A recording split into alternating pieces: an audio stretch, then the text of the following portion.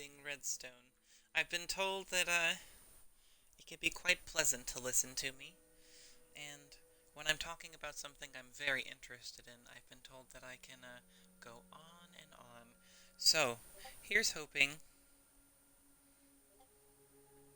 that I, in fact, can somehow capitalize on that.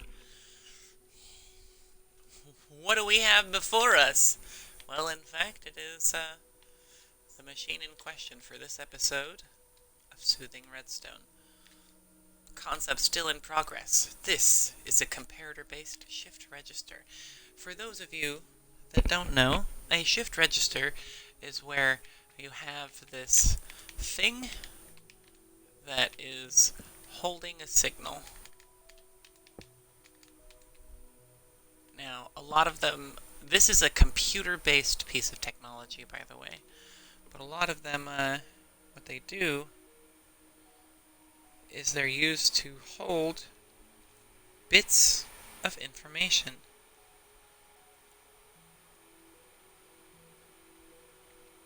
Oh, you know, I should probably edit stream info because Rebel pointed this out to me.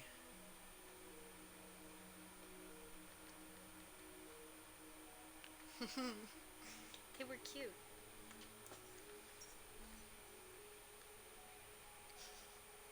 There. Now it's been fixed. No more discovery. Discovery. Anyways, so the whole point of a shift register is to then move it over to the next point, but keep the signal so that you can do it again. I'm explaining this very poorly because I am not a computer engineer. I am an engineer, but that just means I can look at stuff, go, I see how that works, and then build it. That doesn't mean that I understand how it works. I just know how it works. But I built enough that these ones I just used a command block. I used a structure block. I built one of these before because I was trying to find a better display. You can find this guy on YouTube. I wish I could remember the person's name. If I do, I will put it in the comments when this becomes a YouTube VOD. But what are we doing here? Well, down underneath all of this, we have these. This here is a memory unit. There's a piece of redstone dust right there. And what happens is, when a signal comes into the memory unit,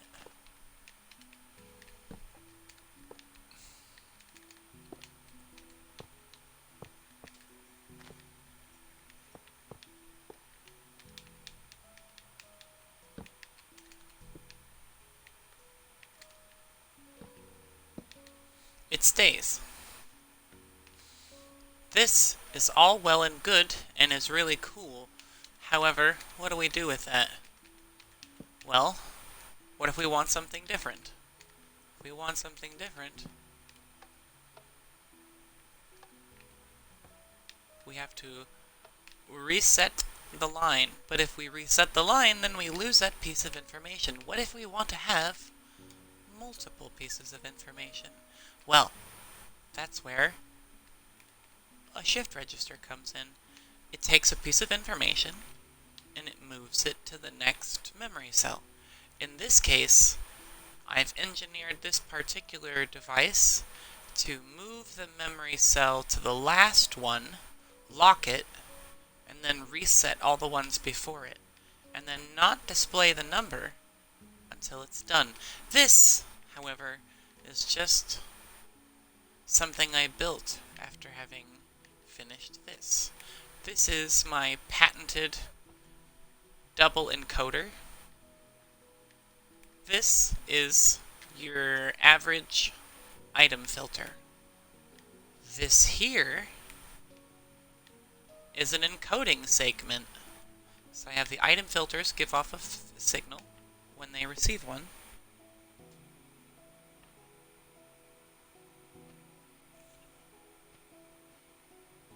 Rebel's like, wait, what did I say? But, so, whenever the item comes through the filter, here's some items. These are all filtered items. Triggers this. This is subtracting 7?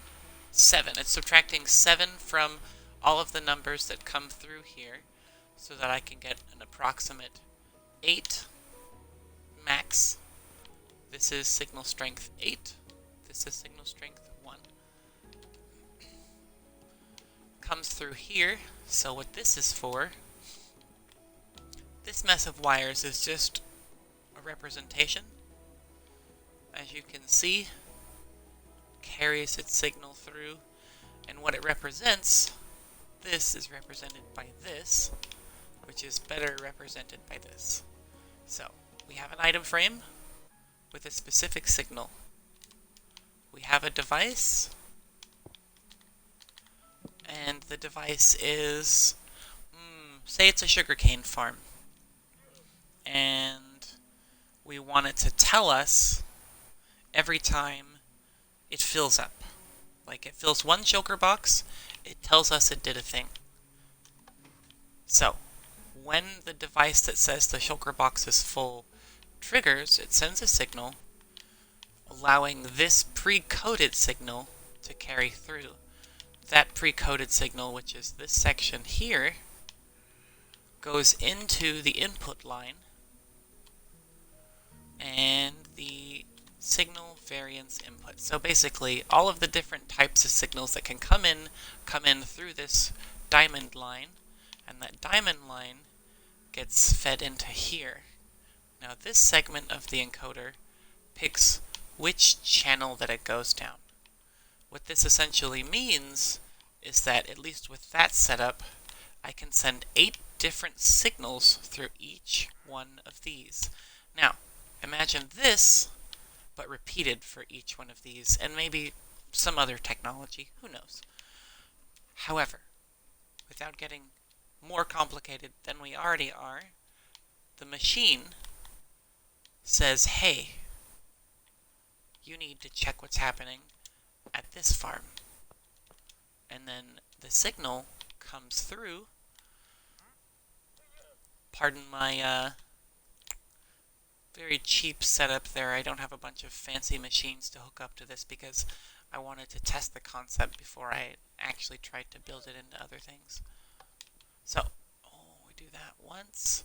That should prime the line because I have a thing. Okay. Flick it again. First number will come through. We'll see these lines light up. It deactivates the display so that it doesn't accidentally turn it on and we get a bunch of gobbledygook as the numbers figure out what they're doing. We have our first memory. Now, as you can see, it's locked. So, we go and we push this again. There's an observer up there, which is why this is working the way it is. Oh, there's our next number. And it's locked into the second place. And now we just have to go for our third number. And there it is. And there it goes. And here we are. So, I have it currently set up, the configuration, as I said earlier. It won't display the numbers until it has filled all of them. There are ways that you can set the function to display any given number, or, like you could check it. There are ways that you could build it to delete specific memory cells, so if you wanted to, move the numbers around, you could. You don't have to use an item coder. I'm using an item coder because I'm trying to make shulker tech. But it's team discovery. Jesus fucking Christ. Anyways.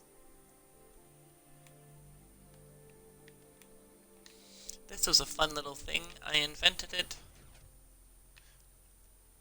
Took me like 2 days. I figured this out, and then I'm like, what can I do with this? I've made it. And I'm like, oh right, I have a display. Maybe if I hook the displays up, then I can see what that gives me. And then I just kept getting more and more inspiration and ideas. But this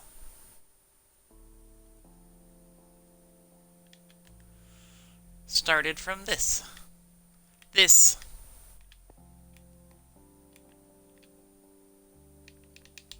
outdated design. It doesn't work. Don't ask me what this does, because it doesn't do what I thought I wanted it to do and what I was trying to make it do, because I didn't understand. This is an engineer going, ah, I see, this is how it doesn't work. But this inspired that. So this is why we go through with it. It's a suffering machine. What, this one? So, what are some applications for this kind of stuff? Well, if we come over here towards the lovely, lovely arena, that's a different project for a different time. We come over here. Now, I've explained this on other streams, but this is essentially a death counter. You hook this up to an arena,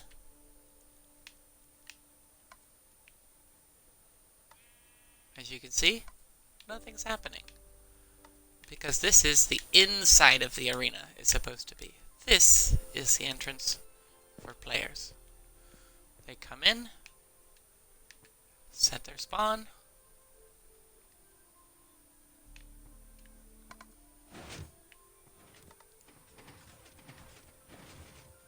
we can hear a bunch of stuff just happened. This piston got put down, which is that line over there, which means something will happen. If the person died, which the counter had already started, so that was a death, this then resets it, so that when they go into the arena, if they fight and they die again,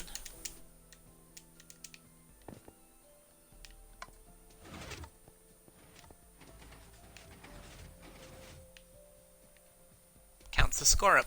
This is an outdated model. I don't like this display. I like that other display better. That one. That one's really nice. Took me a while to find a display I wanted. I have to redesign this whole thing. But that counting machine can go with this. Because while this counts your deaths, right? What if we have multiple rounds? What if a round lasts 5 minutes and there's 3 rounds, right? What if we want to be able to tally each of your scores? Well, we have a system that's able to pull the information displaying the current number and store it. The difference between this machine and that machine is that this automatically displays it based on encoding. As you can see, blank, filled. When they're filled, they turn on. When they turn on, they do the numbers. So this tracks the numbers for us. However, you can't give it variable inputs. You can't change it to a 1 once it's already a 3. Because it's not going on signal strength, it's going on piston rotation. So, the next mechanism that I'm going to have to build is a counting machine that just gives me signal strength based on the number of deaths. So, something that will give me a signal strength of 1 every time someone dies, and to keep adding that signal strength together. Once I have that, then I'll be cooking with gas. Still frustrated with the mob AI mechanics in Bedrock. They're still garbage. Mob sorters. I don't want... Look, see, like, I love Redstone. But I want as little machines as possible, because you see, this, it looks fancy, but it is also a lag machine. This, too much of this, makes computers very unhappy.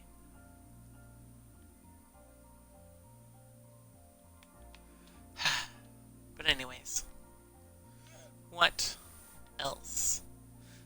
I don't know if I showed this off properly the last time. I think I showed it, but I don't think I showed it properly.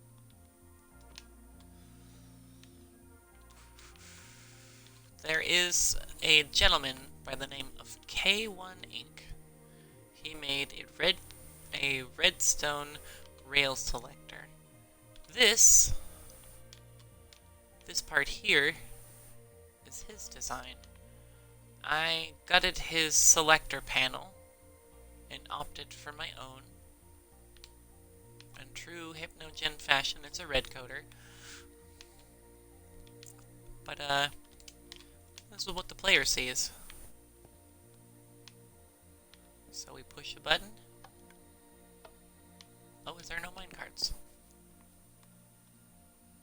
There isn't. Huh.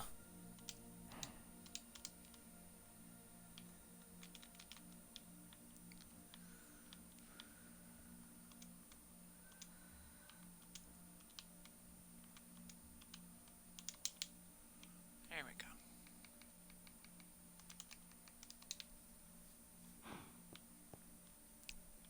Kapow! We hop in. We select our destination.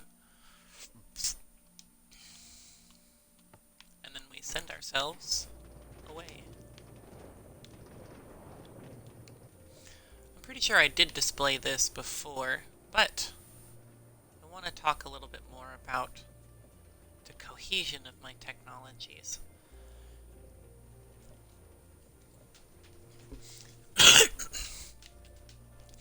I have been building Redstone since like 2018, 2019, something like that. And I started off not even knowing what a T flip-flop was, or how to make it. And here we are. And this is even after losing the dreaded 8 months of progress that I complain about. But all of my technology is actually for a singular purpose. It's the same thing every Redstone engineer who plays video games wants to build. And if they don't want to build this, it's probably because they're not aware that they want to build this. I'm funny. And that is a Redstone dungeon. Everybody who plays video games and puts long hours into them, they like puzzles, they like combat, they like adventure, they like collecting things, you know, they like interacting with their environment in unique ways. Minecraft gives you those opportunities. However, they don't give you an instruction book. You gotta figure that shit out for yourself. And so, my journey began.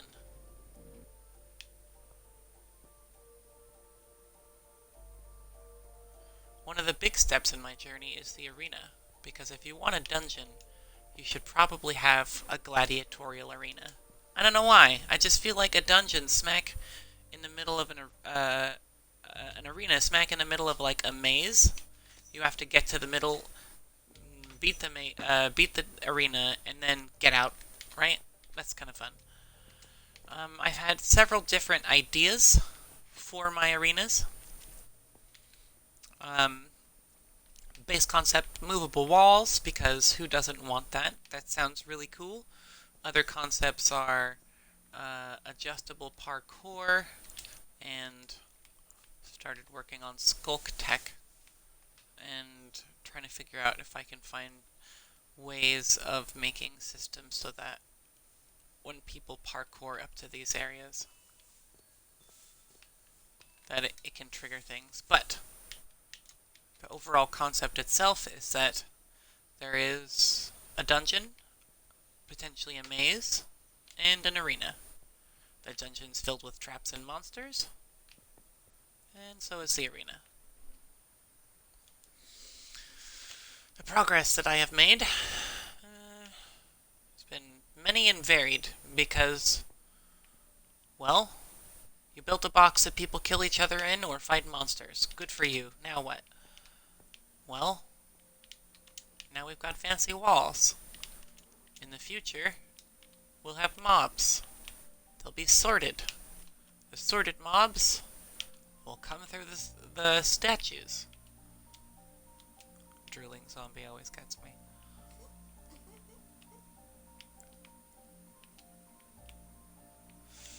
But, what? That's my head. Let's see. Grandstands. The whole idea is to make things that are fun and interactive. The whole desire is that there's gotta be something in between building computers that you use in creative and making giant doors. Shout out to all you door lovers out there. Not my thing.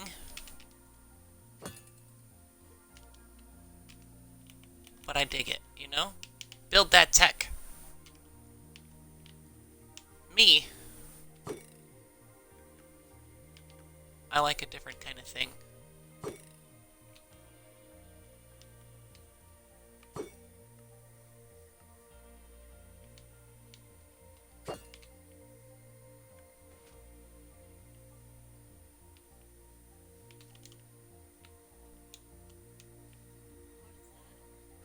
This is a prototype of an arena contraption.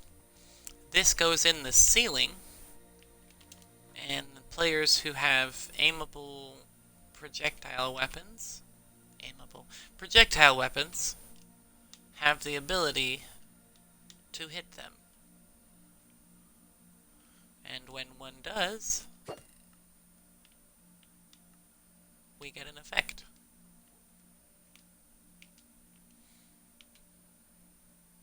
It's very precise, the design of this. But, the idea is that, say, you're fighting someone, and you have a bow, and they have a bow, and you guys are shooting at each other, but you won't get out from behind the walls. Well, you can attempt to push your foes if you have good aim.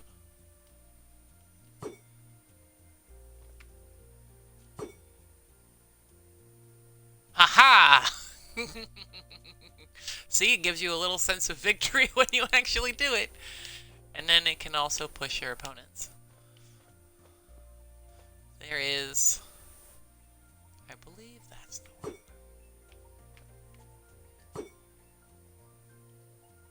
No, that's a single one.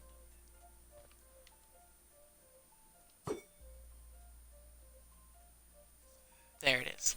So, you hit one of them, and it makes a constant stream, which now creates a hazard. And the observant amongst you will have probably already noted by now that some of the floor is a bit more flammable than others. Also, that there's a bit of a hazard. Just trying to move. So, the idea is that when fighting your opponent, you actually can, as a legitimate tactic, set fire to the ground. Right?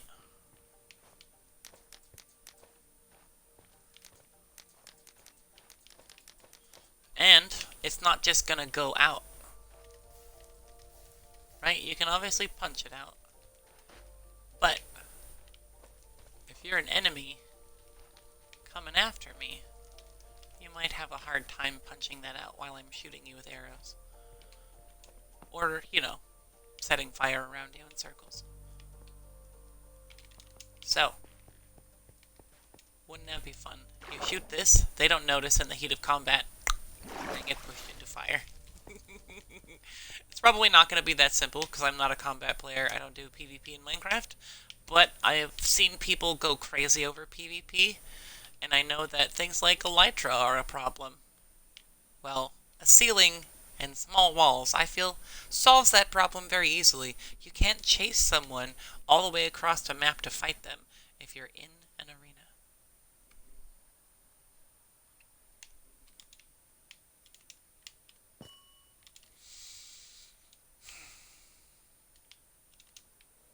Mecha Zomboni, good friend here,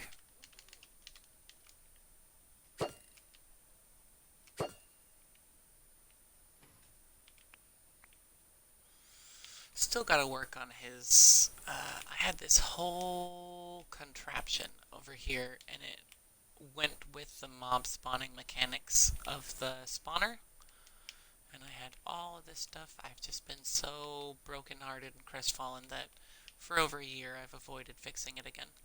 Finally fixed this part at least, so now the mobs will actually go up the chute properly.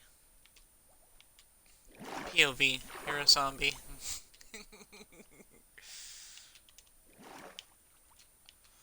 But the idea is that you're going through the maze,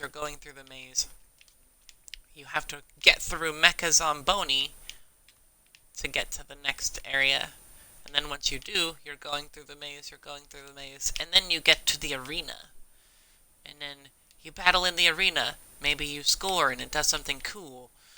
You beat the arena, whatever that looks like, or you're supposed to do. And then you keep going. All of that, however, is also based around this monstrosity. This predates all of the stuff for Bedrock. This is a shulker sorter. It's not a very good one. I mean, it works perfectly well. And I've also modified it, did other things. However, there's far better shulker sorters, and I have yet to update this. Soon I will. So, this technology all comes down to this.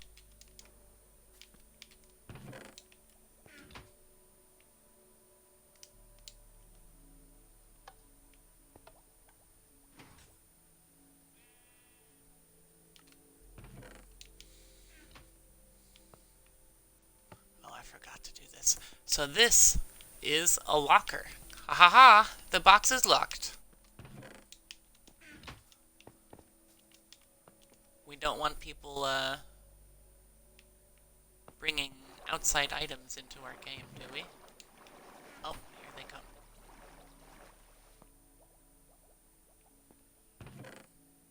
And there they are. So, that is your player token. You take your player key and you use it to access your player storage. This is your outside player storage.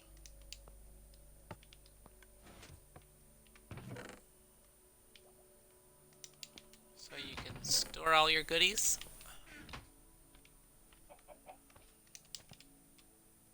So the slimes can't get them.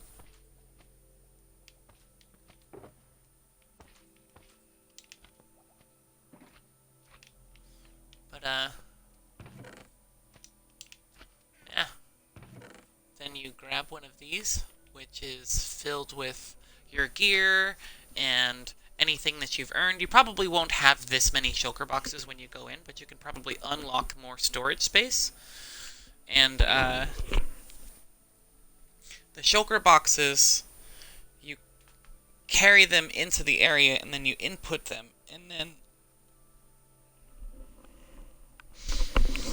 you'll have this storage area in a save room throughout the maze. There'll be multiple save rooms. Do I have a save room blueprint? I do. Sweet. Okay. Where are all my sides, Mike? They are not.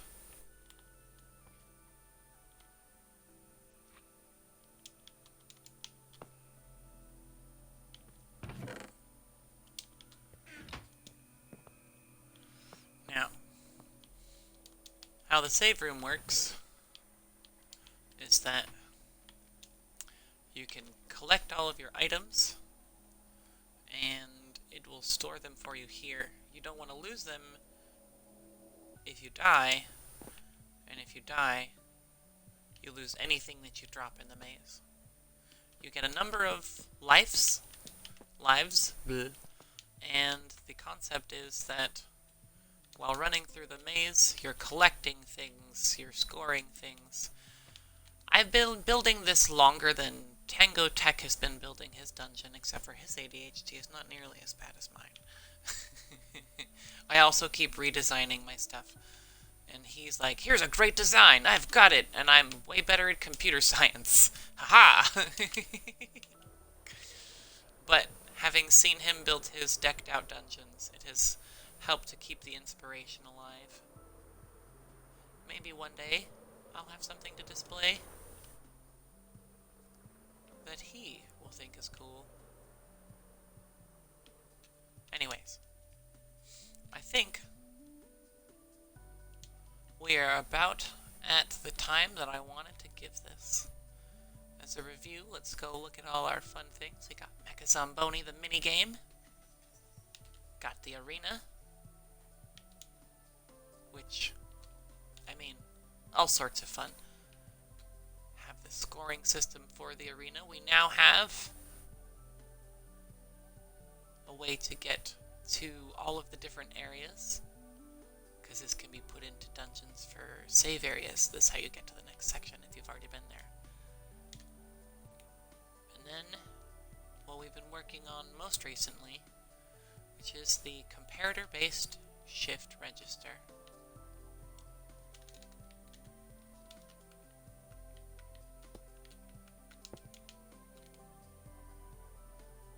It'll be the same numbers because it's the same box, but still.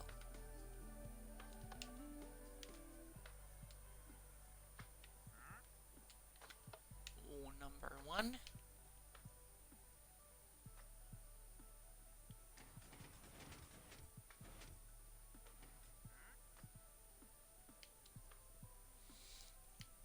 This is a memory cell built into the line, and a reset function so that when it sees it, it keeps it from displaying, but as soon as it activates, it resets this memory cell for the next signal to come through.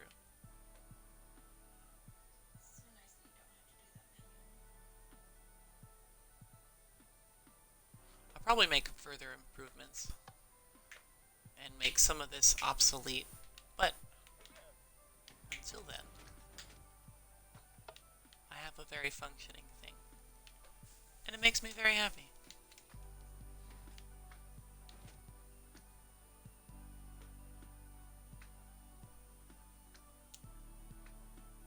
Gotta love progress. Well, folks, remember, be kind to yourselves. Wah, cow, I'm doing my outro. Be kind to yourselves. Do your best to be kind to others.